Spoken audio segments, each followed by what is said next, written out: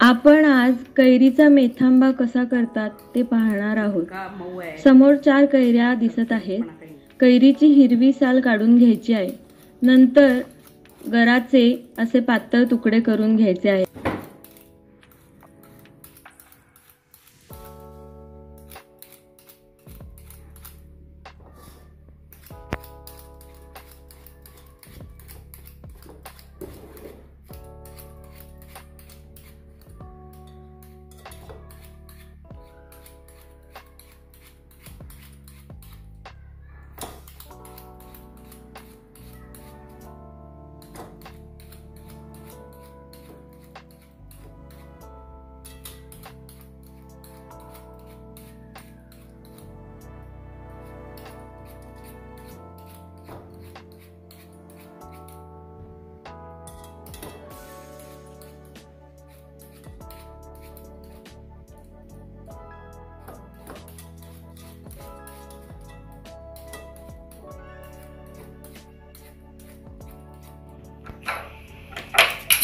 हे 4 कैऱ्यांचे तुकडे आहेत।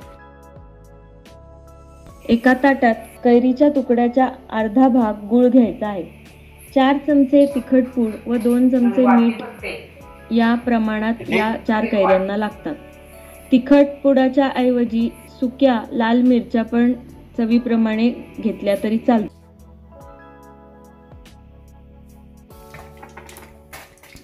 कढई घेऊन ती गॅसवर ठेवा। त्यात 1 वाटी तेल घाला। तेलामध्ये 2 चमचे मेथी, 2 चमचे हळद व 2 चमचे मोहरीचे दाणे घालावे। वाफ आल्यावर गूळ व तिखट पूड घालून शिजत ठेवणे।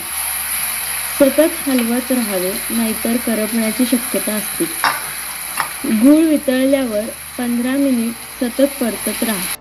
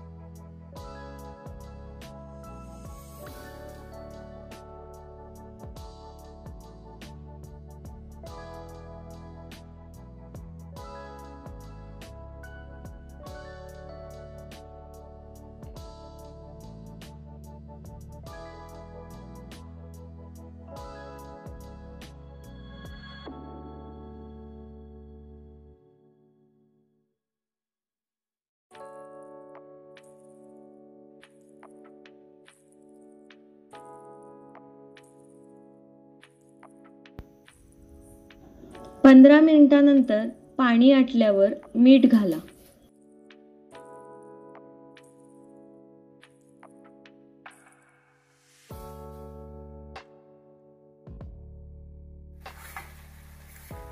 मिश्रण हलवून 2 मिनिट झाकून ठेवा। वाफ आल्यावर गूळ व तिखट पूड घालून शिजत ठेवा। सतत हलवत राहावे, नाहीतर करपण्याची शक्यता असते।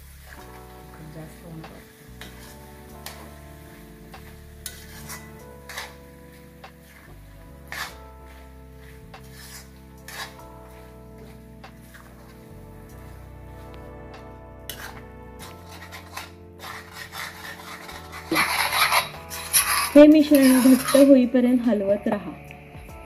आता मेथांबा पूर्ण झाल्यावर गडद लाल रंग येतो व थोडे तेल शिल्लक राहते।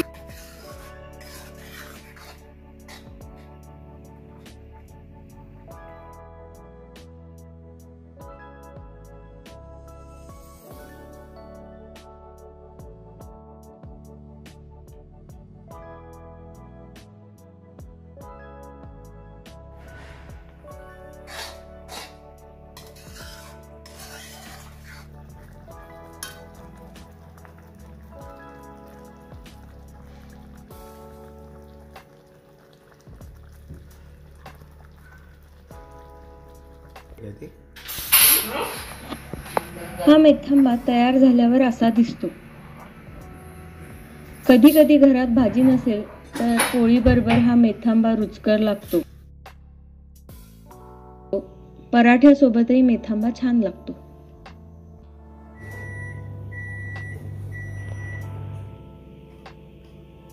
हा आंब्याचा मेथांबा आता ताजा केलेला आहे नवीन आणि तो कसा टेस्ट झाला आहे ते आपण पाहूया. तर हा मेथांबा आता नुकताच केलेला आहे.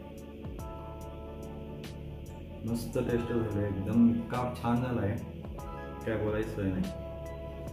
आणि या मेथांब्याबरोबर आपण संपूर्ण चपातीसुद्धा भाजी नसेल तर खाऊ शकतो किंवा ब्रेडला लावून किंवा पराठ्याबरोबर पण आपण हा मेथांबा खाऊ शकतो.